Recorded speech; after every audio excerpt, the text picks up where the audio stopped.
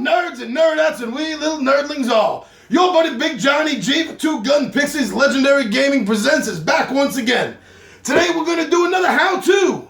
How to play Sentinels of the Multiverse by Greater Than Games. Now let me tell you, this is one of my favorite games. Not only because it's a superhero game, not only because it's a superhero game that's actually good and there's not a lot of them out there in my opinion in the market, but because this thing just plays so smoothly and it feels like a comic book. Everyone I introduce this game to, they all love it. Now let's see why. All right, let's take a look at the table right now. All right, so the setup for the game is very simple. Everyone that's playing the game can play up to 5 people. Everyone's going to pick a deck of heroes. Now I have the game set up with the extra boxes from all the games. So this core box here is all the heroes I have. I think I have everything that's commercially available. But anyway, so everyone picks a hero. They each have their own individual deck that they get to play with. So for 4 players, as I have this set up for, see I pulled out Legacy. You check him out right there. He's kind of like there's Superman. He's very strong and he's also very good at rallying the forces. And there's his deck. Ra, kind of like their Thor, but Egyptian and fire. He is a powerhouse, this guy. He gets the right card combination out, and he is just tearing through things. Tachyon's their speedster. She's really good at multiple attacks, so she's good with dealing when there's extra minions out. She also has a couple of powers that are good with helping deal with environment cards. Yes, the environment. I'll get to that in a few moments. And then the last one I pulled out is kind of their Batman. There's Wraith. And she is really good at a lot of things. She's good at controlling some of the environment deck. She's good at multiple attacks. She's good at powerful one-off attacks. She's also really good at manipulating the villain's deck, and that comes in handy. So at the beginning of the game, each player is going to have 4 cards in their hand. And the cards aren't secret because this is a cooperative game. So everyone gets 4 cards in their hand. Now the order of play normally, I have this set up for 1 player using all the heroes. Normally play starts with the villain and then the hero to their left. When I play 1 player, I start with the hero and then I go from left to right. So that's how I house rule that. But normally you're going to be following clockwise from the villain. But so each player takes out their 4 cards and sets them up. It does take up a little bit of room. You're going to have these cards probably in your hand, but as you play them, they're all going to come out onto the playing table, and you're going to start noticing a lot of room disappearing. So everyone starts off with the cards in their hand.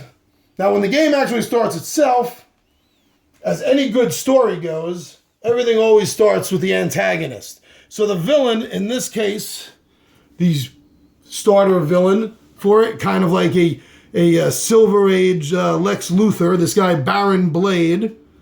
So playing with him, now they have 2 sides. A side they start with, and then usually there's an event in the game that'll cause them to flip, and that'll cause their information card to flip as well. But for Baron Blade here, we start him off on his opposite side. There we go. So at the start of the game, put Baron Blade's villain character to the Tellurian Impulse Beam Inventor side up, or however you pronounce that. At the start of the game, you make sure that search the villain deck for the card of the Mobile Defense Platform, which I just pulled out here, which makes him immune to all attacks. You cannot hurt this guy until this thing is going to take 10 damage. That's what the number is here. 10 damage to this, it'll get destroyed, and then you'll be able to start doing damage to Baron Blade.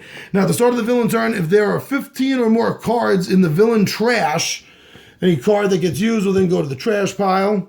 Then Baron Blade's Terra Luna Impulse Beam activates, pulling the moon into the earth. Game over. Ouch. I guess this is a suicide run for the Baron. All right, so at the start of the game, this game plays very simple. There's a phase where you play, you do anything that's on the start. Now, right now, there's no information here other than what I just read there about the 15 cards in the discard pile. That's the start of the game phase for the villain. Nothing there. So the next thing is he's going to draw a card. And the card that's going to come out, his minions, the Blade Battalion. At the end of the villain turn, this card deals the hero target with the highest XP X melee damage. X is the current hit points of this card. So his hit point worth is how much damage he's going to be doing. That's at the end of the villain turn. So now he has played a card, and now the end of the villain turn phase happens. So the hero with the highest HP is going to be, our man Legacy here has 32. He has 32 points. The Blade Battalion has 5 health, so that's how much damage that they are going to do. Woo! So I take a chip worth 5, and I'm going to put that on him, so I remember that he has lost 5 hit points. Ouch. So much for his Superman status. After the villain goes, the heroes get to go. As I said, normally it goes clockwise from the villain as you're playing around the table with your friends. For a one player, I use this method of him going and then left to right, as long as the order doesn't change. So you would take a look here. You get to anything that says start of the turn, which he has nothing out and no ability that says start of the turn. So next is play a card.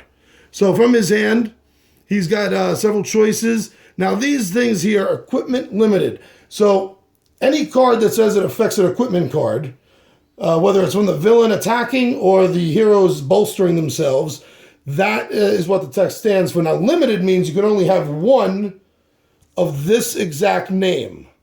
So in this case, the Legacy Ring, and I think there's only one in the deck. I may be wrong. Maybe there's 2. But in any case, if you do have it, you can only have the one out in the playing field at one time. Limited ongoing is means that this is an ongoing effect. So if I was playing this, it would come up into my playing field, and it would be there all the time. In this case, it gives me the ability of power. After you play a card, put a card up into your playing field, then you get to use a power. Every hero here on their cover of their comic book has a power listed. So you can play that. Or if you have a card in the active field, as I do, which has a power listed in it, you can opt to use that power instead. Now this power says Legacy deals 1 target 2 melee damage. Each hero target regains 1 hit point. So if I play this power, I'm going to be healing everyone as well, but they're not in need of being healed right now. So I'm going to use the regular power.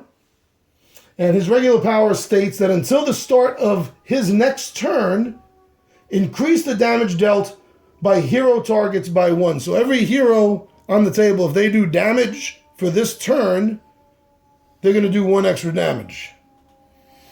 So that's what I just did, let's say, for this first round to show you how to play. Now for Ra, he has Summon Staff, which is definitely going to be the first thing he's going to do. I'm not even looking at his other ones, as you can see. I know this character, I like that card. This is a one-shot. One-shot means that it's just that. He uses it, then it goes into the discard pile. So he can go through this and he can look for his Staff of Ra. Discard.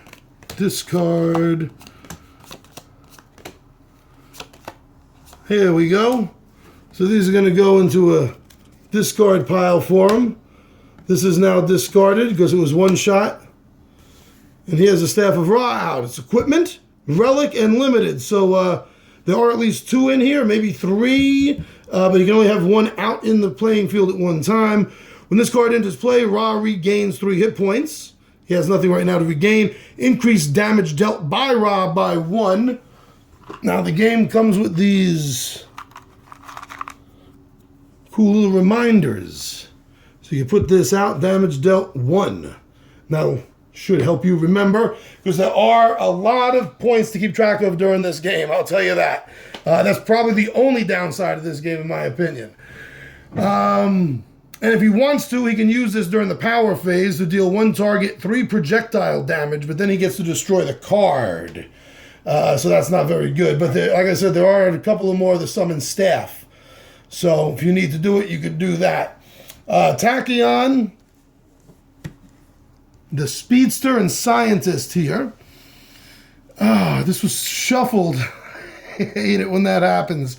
All right, so 3 Synaptic Interruptions and the Supersonic Response. Ongoing Burst and One-Shot Burst. Okay, so she's going to use the Synaptic. She's going to put this into play because this allows that if she takes damage, that she can redirect that damage to a target of her choice. But then the card gets destroyed. So that's going to be her play for the card. Her power phase. Look at the top card of the hero deck, and I may discard that. So if this is useless to me, I can get rid of it right now. And it's a duplicate of Supersonic Response. All right. Yeah, get rid of that. Now for the last hero turn, since I'm playing a 4-player game and not a 5-player here to show off, our Wraith. So the card she has out is a Utility Belt, Stun Bolt, Throwing Knives, and Razors. Utility Belt is great, but she doesn't have anything but 1 power to use at the moment. So I would not bring that out first thing yet. These other 3 all give her powers. And I'm going to bring up Razor Ordnance. It's limited to only 1 target, but it will deal that target 3 damage, which is pretty nice for this game. And then for the power phase, that's exactly what she's going to do. She's going to deal 3 damage. 1, 2, 3 damage directly to the mobile defense platform. Gotta get rid of that before she can and everyone else can attack Baron Blade. At this moment, beginning of the game, I'm not too worried about the minions yet. Next round or 2, there's going to be more cards coming out. They'll be affecting larger areas, especially from Ra. They can sit tight for right now. Now, before it ends, the last thing you do is the environment. In this case, we picked the city of Megapolis. So a card comes out for that. The plummeting monorail. At the start of the environment turn, this card deals the 2 targets with the highest HP 5 melee damage. All right, so this is no longer the start. This is the play phase, the draw phase for the card. So that's not going to take effect now. If this card is still here, next round when this comes up again, this will take effect. If we want to cancel it, we're going to have to attack and deal up to 10 damage to the situation. It's the only way we can get rid of that card. Now, this is one of my favorite things about the game, is how the environment actually comes into play and you have to deal with it, and it's a problem, just like in the real comic books. So that's the end of the first turn. After that, the villain's going to go again. We're going to continue. In this case, from left to right. If you're playing with players around the table, you're going to go clockwise after the villain. And you're going to keep up doing anything that says start. Anything in an active card you have out says start. Then you're going to deal with that. If you don't have anything like that on the card, then you're going to go right with playing a card from your hand. Then you're going to pick a card, bring it up into the playing field. Obviously, you see what I mean? You're going to need a lot more room than I'm showing you here for the how to play. And then you're going to go to the power phase. And this is going to continue back and forth and back and forth. My best advice, read the cards literally. Read the cards, what they say, literally, and you'll have a much easier time interpreting them. Some people have complained that they have a hard time understanding exactly what the cards mean. I don't know if this is a translation problem or if people just aren't taking the cards literally. I've experienced that problem a few times myself, and it usually seems like the more literal I take the card, the better the mechanic of it plays. So that's it. That's how to play the game. Now let's get back up top. All right. So, hope you like the game. We're going to do a playthrough of this. I'm not quite sure when. That'll be coming up. But I think I'm going to be doing a full review, two-gun review of this before the playthrough. But that's it. So, Sentinels of the Multiverse, Greater Than Games, your buddy Big Johnny G, Two Gun Pixie, and I am out of here.